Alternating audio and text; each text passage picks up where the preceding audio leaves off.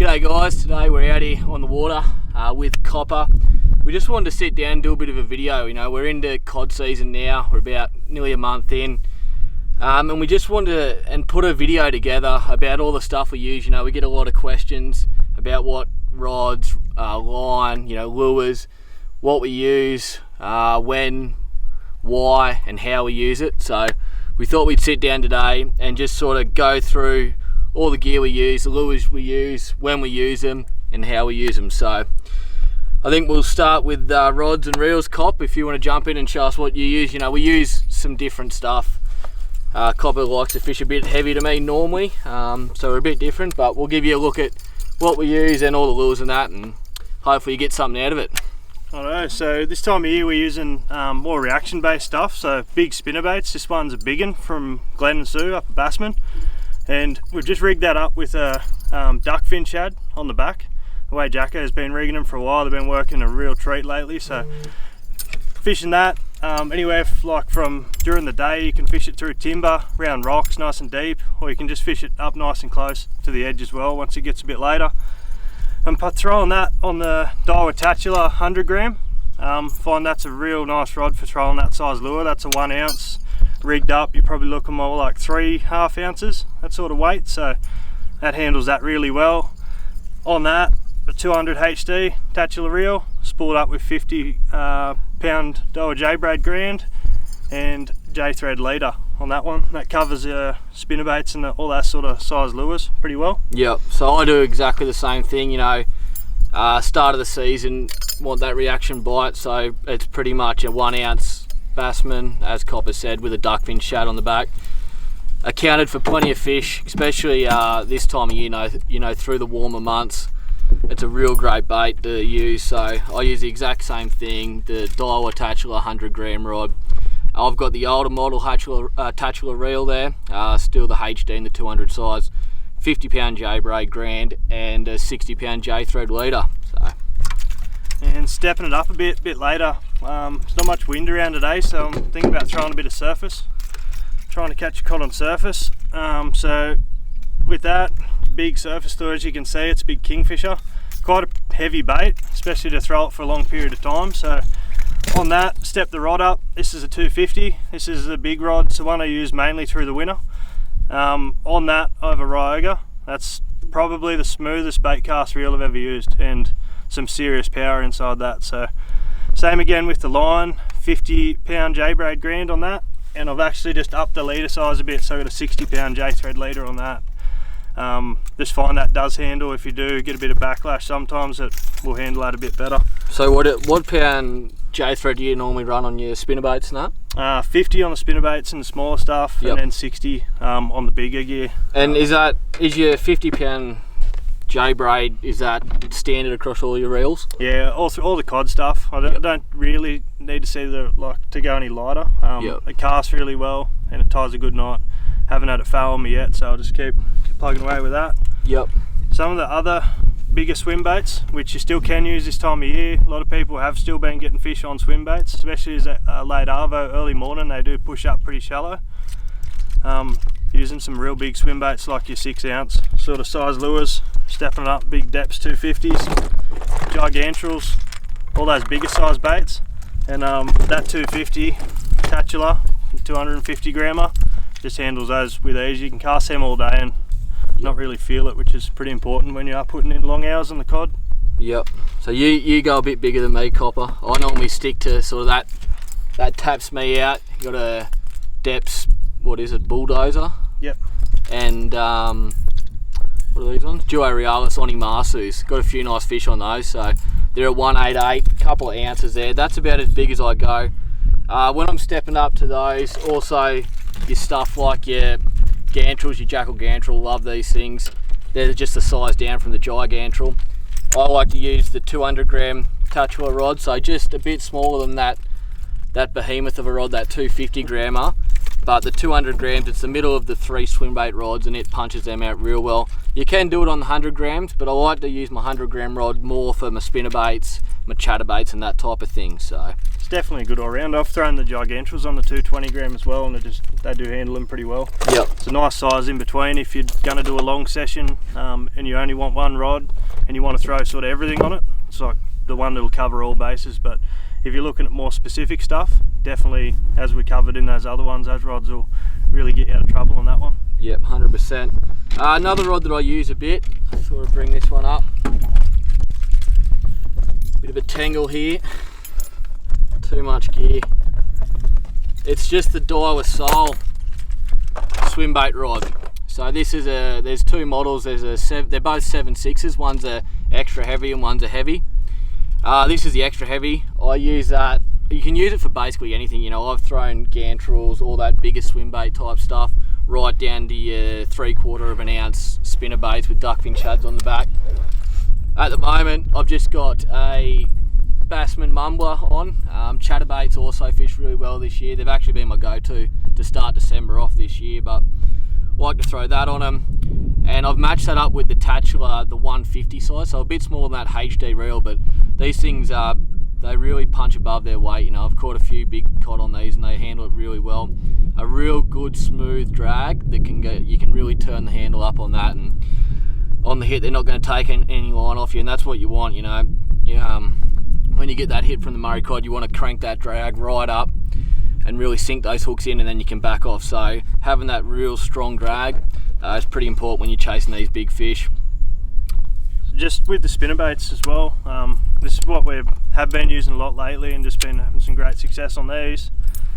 These, as I touched on before, these are the Bassman big 1 ounce spinnerbait, so they come rigged, but we're just pulling the plastics off them and rigging them up with these duckfin shads. So basically just pulling them back to a bare spinnerbait, rigging up your duckfin like so, exactly how Glenn would rig them, with a stinger on the back. That's how I'm doing them. Lumo bead there just to hold it all together, and that's got a really heavy gauge hook on the front. And like Jacko was saying, if you got your drag wound up and you really set that hook in, once that goes in, that's super hard to get out even in the boat, so fish isn't going to shake him off on you. Yeah, so a couple more there. You run all ounces? Yeah, ounces. I'll just find they cast well, and you can target sort of any size depth. You can let them sink for that bit longer, they get down nice and quick, or you can just speed it up that little bit. And I don't think the fish mind it being sped up a little bit this time of year. Yep. You don't have to work everything super slow like in the winter time. Yeah. Definitely vary it a bit, but they do tend to take it pretty hard and fast if they're in the area. So yeah, I think that's one thing about this time of year. You know, start of the season, the cod are a lot more active. They'll respond better to reaction style baits, whereas when it starts to cool down and there's less bait around, that's when they're really hunting stuff up in the shallows and whatnot, and that's when you want to go to your more subtle type baits like swim baits and that don't punch out much of a vibration, so to say. You're more trying to fool the fish into eating what it thinks is a food source, whereas these, you're trying to just sort of get in their face and get them to come over and have a look at it. A lot of the times they might not be hitting it to eat it, they might be hitting it just out of frustration to have a go. You might be putting them in on their snags and they're just saying get away, so a lot of hits will come from that type of stuff. You find this time of year too, with the water temperature being up, fish are metabolising their food quicker, they're not as lethargic, trying to basically sun themselves to help their food digest, so they are going a lot harder too. Some of these fish we've been getting lately have been going super hard. Yeah, bloody oath. Cod, so yeah, 100%. Pretty cool. We've sort of been going all over the place, but we'll touch on the leader. I'm the same as Koppa. I run 50-pound J-braid on all my reels these days. If you had said that to me a couple of years ago, I would have been laughing at you thinking you don't need it. You know, I used to run 15, 20-pound, but when you're fishing these impoundments and you're chasing those meter fish, you want to have that heavy line on, you know, especially, you know, on the strike and stuff. If you got that drag pretty much locked, you want to have a nice strong braid there, so you got no chance of snapping it basically. Another thing with it is on the cast, you know, I'm a bit of a kook myself. I do get a few backlashes, and if you're using something like a gantrel, gigantrel, those bigger style baits, it can be quite easy just to snap the braid like that and you'll send $80 lure straight out to the drink. So if you've got that that heavier braid, that's probably not going to happen most of the time. But with the leader, J-thread leader, it's more of a new style. This it's a newer product from Dial. This it's only been out for a bit over a year, I reckon. I used to use Jinkai, that type of stuff, but I've just found since they brought this out in the 60 pound, it ties really good knots. That's what I've liked most about it. It can be like using 60 pound all the time. Knots can be hard to get right, but I've found this J braid to just tie the perfect knot every time, whether it's an FG knot with your braid leader, or it's a loop knot, or just a normal blood knot to your lures. So it's been really good. So that's one to check out. How have you found it? Yeah, I love it. Like you say, it ties a real good FG, which is real important for me. So when you're watching that FG fuse in, it actually fuses into the J-braid green like really well. You can watch almost a colour change through the fluoro, so that's super important to make sure you got a good knot at your leader knot to start with, and then it also connects to your lure really well too. So that's your second most important. But yep, like you were saying with that leader size, we're sort of fishing a lot different areas this time of year than what you would in the wintertime. Wintertime I fish bait, I'm fishing like bare or sort of banks, not really looking for any structure, just looking for bait. This time of year the fish do hold in structure a bit more, I find. So being fishing structure, so fishing heavy timber, rock, all that sort of thing. So when you run into lures through that, you definitely want a really good quality leader, and the size doesn't matter for a cod. Like they're going to hit it regardless, and they're not going to be line shy. So go as heavy as you can, I believe. I think 50 is just a really good size. Like it just covers the knots really well, and it does handle the abrasions through the rocks, timber, all that sort of stuff. So like Jacko was saying, when you're chasing that trophy fish, that true like impoundment giant, you want everything in your favour when you hook it. Just try and get it back in the boat, because 100%. things do go wrong pretty quick, pretty often.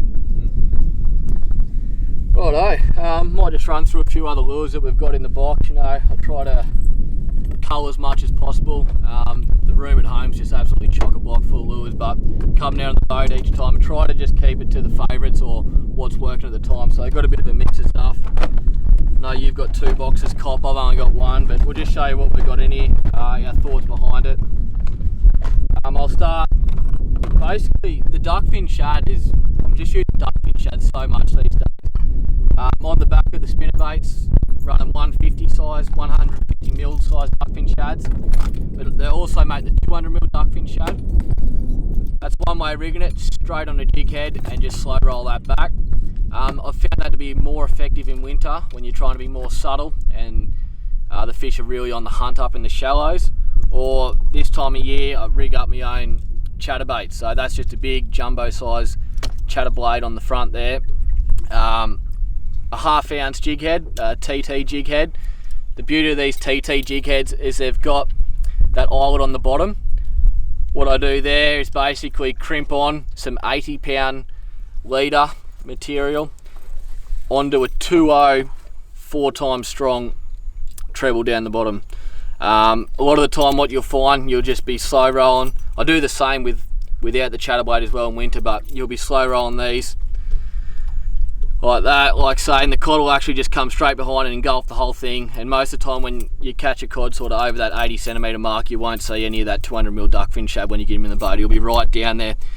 The beauty of having the treble on the bottom is that'll normally pin him on the tongue. I've found most of the time that'll get him on the back of the tongue, and that'll get him in the roof of the mouth, and you're not going to lose too many cod if you pin them like that. So that's how I like two of my favourite ways to run the duckfin shad, along with the spinnerbait, on the back of the spinnerbait as well. Just another approach, especially if the sun's up and you're trying to fish that bit of timber a bit deeper, a few rocks, just trying to get your lure down a bit deeper, is your big crankbait. So that's a big Lucky Craft, I think. Yeah, Lucky Craft. Yep, big Lucky Crafts. Luke from Outback Angler put us onto those, and they're a pretty cool bait. That will dive really deep. That's a deep diving version. Yep. And if I'm fishing a bit shallower, a bit later in the day, light's a bit lower, over the top of some weed, I'll run the smaller square bill. That's also a really good winter bait, but it does work good in summer as well. The best thing about crankbaits, I feel, is they're a real good sort of search bait. You can fish them nice and fast, yep, and you get that deflection in the timber, so they'll be swimming along, and as soon as you find that deflect off rock, timber, anything that changes their slow roll swim pattern, cod do seem to crunch them pretty hard. Yep. Another good thing about them I find is throwing them into snags. You can't get snagged up on these things. They're that snag resistant because of that big bib. You send them into it and then give it a bit of timber, you just let them float back out and then back into it. And I found most of the time on these bigger crankbaits, as soon as you hit that timber, straight after you deflect off it, that's when you get that hit from the cod. So there's one down there, if there's one in that snag pile that you're fishing or those rocks or whatnot, you really want to be banging these in as tight as you can so it's actually deflecting off the snag itself so you can get their attention. Another good swim bait for the summertime. These are a real staple of my winter fishing. Love a Gania. But with the Ganias, you can actually remove the hooks off here and rig that hook up on the top. So if you're fishing that hard timber and that sort of thing, you can sort of bump the lure, roll it over nice and slow, keep it out of a bit more snag proof. They've still got the hooks in there from winter time, but I will be swapping those over and trying that tactic pretty quick. That's it. Probably wrap me up is a couple other things I like to use. Always have a couple of these in the boat. Just a big vibe. That's a 160 mil Xeric fish trap, I'm pretty sure, in a redfin pattern. Often I'll have the sounder going, well I always have the sounder going on at the front. And if I ever see a fish sort of just sooking on the bottom, doesn't matter what the depth is, you can sort of just drop one of these things down on his head and just vibe it up, and a lot of the time you'll get their attention pretty quick, and quite a few good fish doing that. There's a lot of different vibes out there. There's the fish traps, even just the 95 mil Jackal Transams work well as well. So it's always a good idea to have a few big vibes in your box. And just another swim bait there, that's just a Xeric Live swim bait. Really happy with how these go. So this is one of the new ones I've been running lately. Just sort of got onto them. I think they're an 8-inch bait, big treble on the front. You can run a treble on the top and put a weight on him to get him down there. So, you know, we've sort of, you got anything else? No, that's about me for now. About it, yeah. Well, that's a brief overview, guys. We sort of went all over the shop there, but that's what we like to use, why we like to use it. You know, I think these days everyone's sort of fishing swim baits. The swim baits is the rage, but I think you can't forget about stuff like spinnerbaits and crankbaits, hard bodies, that type of thing as well. Especially this time of year. You know, I haven't caught a fish on a swim bait yet this season. So yeah, it's about us. That's about us. Pretty keen to go because we haven't actually been fishing yet. So yeah, we're actually going to get out of here now. The sun's just going down. It's about to go down. So we hopefully get a few fish this arvo. But cheers for watching, guys. Hopefully you got something out of it. See you next one. That went pretty good. No structure, but